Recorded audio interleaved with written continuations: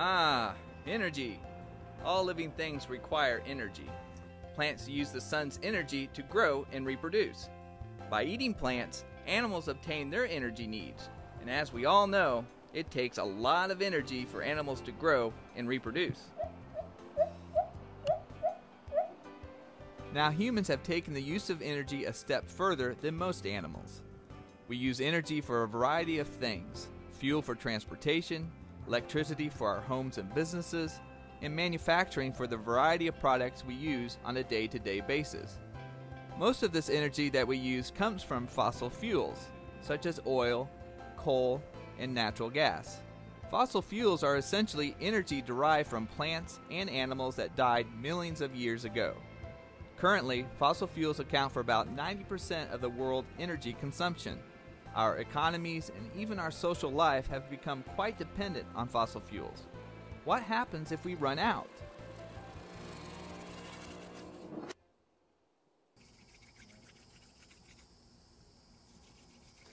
Fire! Come on, I want some fire.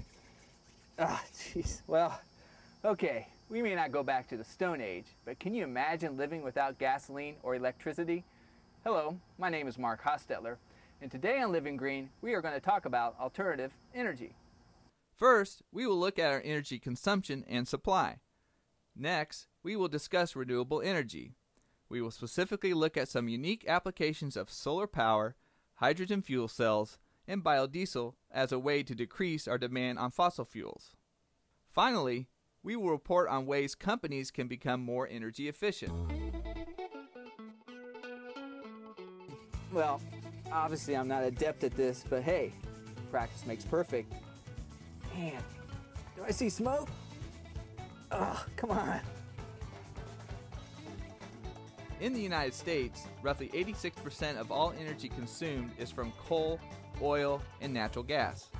The remaining percentages are 8% for nuclear energy and 6% for renewables.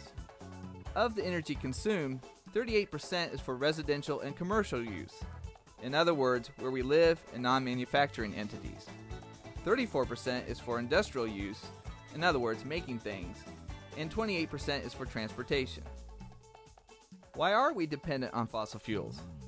Well, coal, natural gas, and oil are the easiest and cheapest energy source to extract and refine. But many experts in the field estimate that we have reached our peak in fossil fuel extraction, and we are on our way down. It will only get costlier and more difficult to extract and refine fossil fuels. Note the rising price of natural gas and gasoline across the United States. Alternative fuel sources and conservation of energy has become of great interest to the public.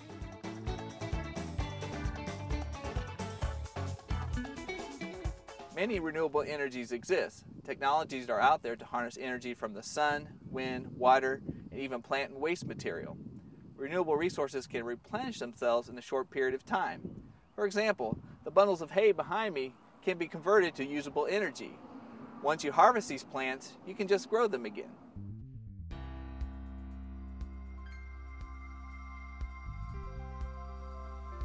Many are testing and developing renewable energy technologies.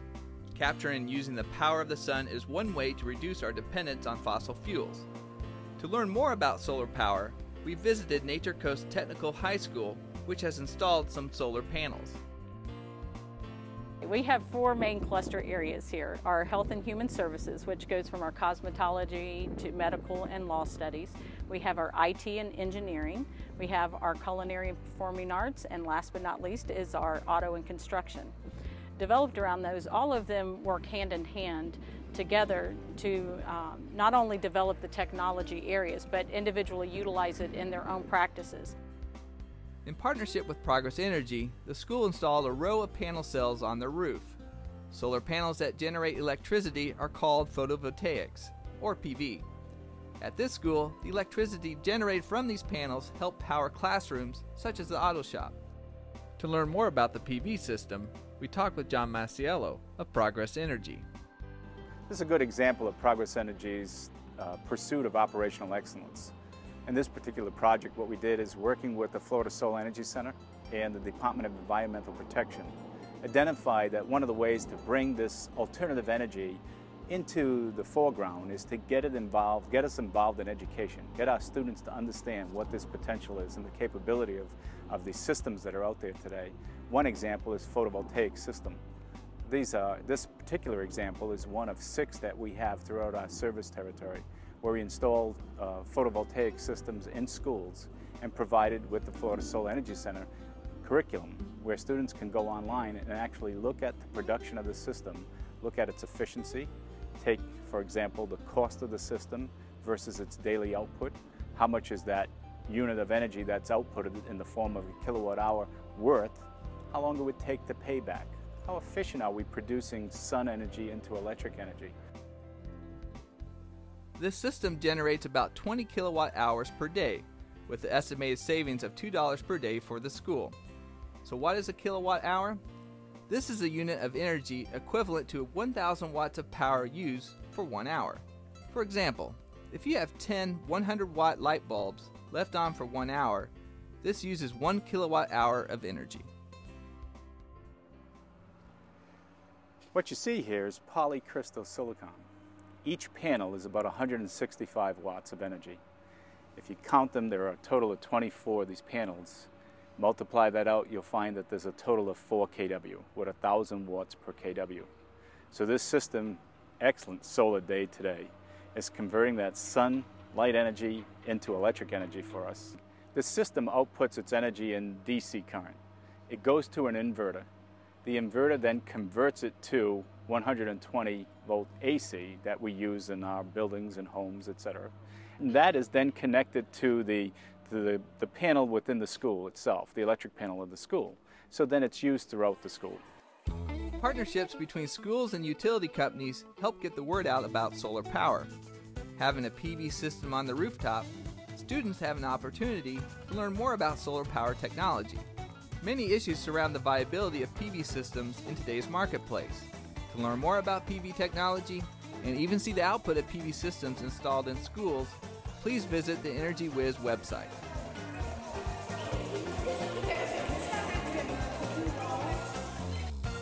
Solar panels like this one continue to be improved. The goal is to make solar cells less costly and more efficient at producing usable electricity. However, one difficulty with photovoltaics is storing the electricity. It often takes a lot of expensive batteries. Now, what if solar cells were used to create hydrogen? Hydrogen could then be used to power a hydrogen fuel cell. Hydrogen is an abundant element and can be found throughout the universe. It is 1 electron and 1 proton. However, hydrogen combines with many elements, such as water, and it must be extracted. For example, high-temperature steam is used to extract hydrogen from natural gas. This process uses fossil fuels, though. Perhaps the sun could be used to generate hydrogen fuel. To explore this option, we visited Florida's Homosassa State Wildlife Park, where a hydrogen fuel cell and a photovoltaic system are used to generate power for an educational pavilion. The state park is a unique spot. Over 300,000 visitors from all over the world come to view manatees, alligators, and other wildlife. At the Wildlife Encounter Pavilion, visitors learn about Florida's wildlife and conservation. Next to the pavilion, a hydrogen fuel cell generates electricity to help run the audio equipment, lights and fans, and the TV. In this system, solar panels are used to create the hydrogen fuel. Working with the Department of Environmental Protection, Parks and Recreation, along with hydrogenics, we're able to get together and develop a project that would provide truly sustainable energy, where we're using photovoltaics to provide electricity to electrolysis, a device that actually splits water into hydrogen and oxygen. Then we store that hydrogen, and we use that hydrogen to power a fuel cell, which in turn powers an educational pavilion. So how does the system work? Energy from the solar panels on the pavilion and from the visitor center provides the power to the electrolyzer that splits the hydrogen and oxygen from water. The hydrogen is stored as a gas until used by the fuel cell. The fuel cell used here is called a PEM, which stands for Proton Exchange Membrane. In the PEM fuel cell, 2 plates are sandwiched together on either side of a plastic membrane coated with a catalyst.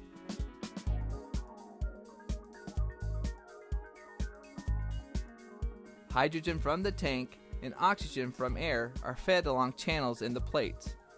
Hydrogen on one side and oxygen on the other. The hydrogen and oxygen want to be together. The shortest way is through the membrane, but only part of the hydrogen atom, the proton, can pass through the membrane. The other part, the electron, has to take the long way around through an external circuit, forming an electrical current.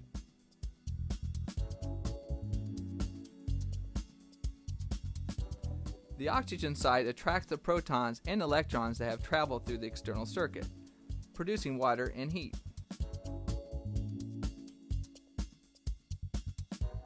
By combining fuel cells, you make a fuel cell stack to make the required amount of electricity. Somebody asked, is this a circular process? I mean, why don't we just take the photovoltaics and put it right into electric energy to power the pavilion? And obviously you could do that. You could do that in your home today. That's certainly a possibility. The research project here is different. We want something that's truly sustainable. But more importantly, what we're doing here is storing hydrogen. Now, whether we're storing electricity in a battery or we're storing electricity by making hydrogen and storing the hydrogen is where the research is going on. Storing hydrogen is more efficient than storing electricity in a battery. So there's where the application and the research comes in, is how efficient is that storage, how efficient is hydrogen, and then the use of a fuel cell in the end is the other efficiencies that we're looking for. Hydrogen fuel cell is an up-and-coming technology. The system at Hostetler can power a small pavilion, but it will take much more research in order to scale up to providing enough energy for a home. To learn more about the system at Hostetler, please visit their website.